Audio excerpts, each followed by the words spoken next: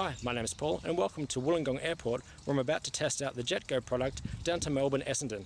Now behind me is VHOJA, which is the first of the Qantas 747-400 series, which has been retired to the Haas Aviation Museum and is now open to the public. You can check out one of my videos from a tour there in the video description below. Anyway, let's go to Melbourne. One of the advantages of smaller airports is the ease of parking. Locked parking is currently free, although they'll start charging shortly. Having said that, there's plenty of room to park around the airport, and there's buses and a train station not that far away.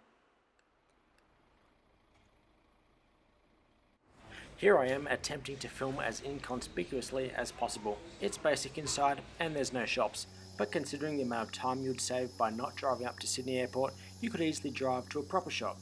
Wollongong Plaza isn't far away, and for those not from the Illawarra, it's our equivalent of Sydney's Pitt Street or New York's Fifth Avenue. Well, sort of.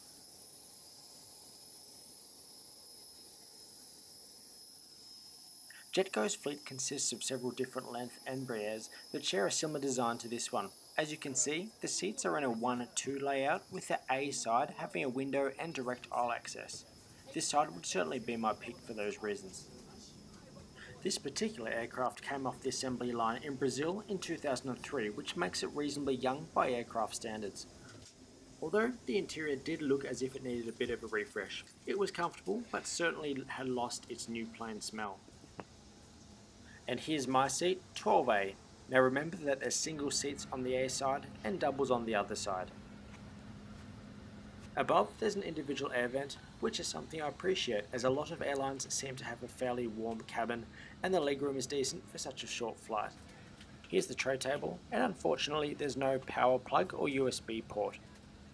Now it's worth noting that unlike most other regional airlines, these aircraft are jet powered, which makes them considerably faster and quieter.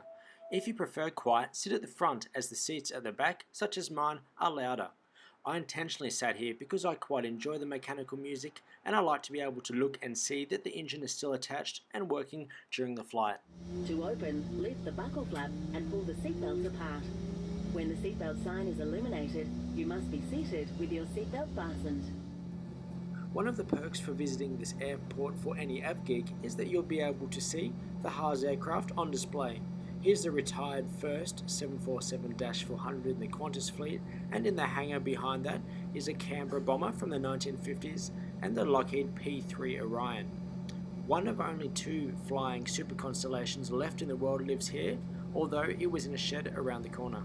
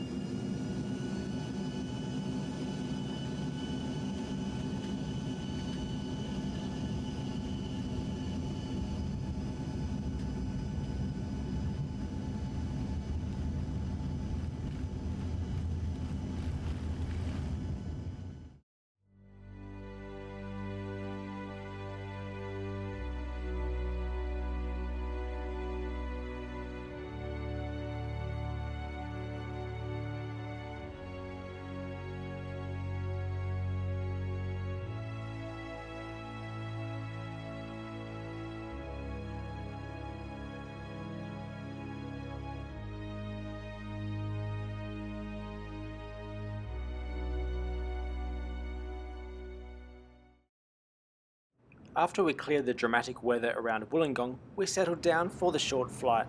Complimentary hot and cold drinks were offered, as well as a snack of a muesli bar, biscuit or potato chips. This was followed up by a dessert lolly. Shortly after the nibbles, we began our descent down into Essendon Airport in Melbourne. The weather for this hour in Melbourne was perfectly clear and the CBD came into view. As we come into land, I'll conclude my review. Also, keep an eye out for the CBD in the background. Overall, I was really impressed.